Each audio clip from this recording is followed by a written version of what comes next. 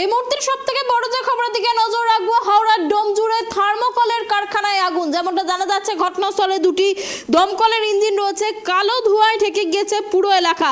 আবারও একবার জানিয়ে রাখি, হাওড়ায় থার্মোকলের কারখানায় ভয়াবহ আগুন। হাওড়ার ডোমজুড়ে ভয়াবহ অগ্নিকাণ্ড থার্মোকলের কারখানায়, গোটা এলাকা কালো ধোঁয়ায় ছেয়ে গিয়েছে।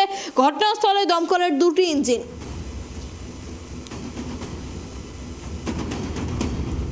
এই বিষয়ে আরো বিস্তারিত কথা বলবো, আমাদের সঙ্গে সরাসরি রয়েছে আমাদের প্রতিনিধি প্রসেনজিৎ। যেমনটা জানা যাচ্ছে, হাওড়ার ডোমজুড়ে ভয়াবহ অগ্নিকাণ্ড থার্মোকলের কারখানায়, কি জানা যাচ্ছে, কিভাবে আগুন লাগলো?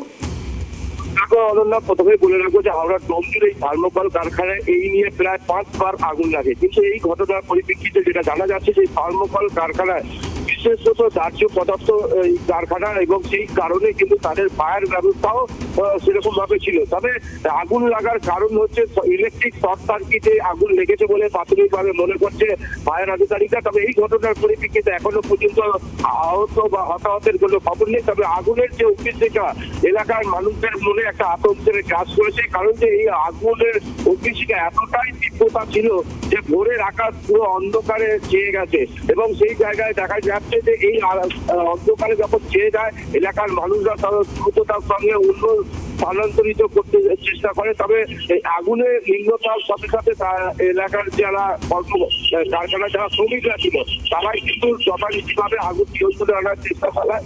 তবে এই ঘটনায় ছুটি দমকলের ইঙ্গিত এলেও তারা কিন্তু দ্রুততার সঙ্গে আগুন ভাইরাস করে দেয়। তবে এই এখনো পর্যন্ত যেটা জানা যাচ্ছে যে এই শর্ট সার্কিটে এই নিয়ে প্রায় 5 বার ওই কারখানাতেই আগুন লাগে।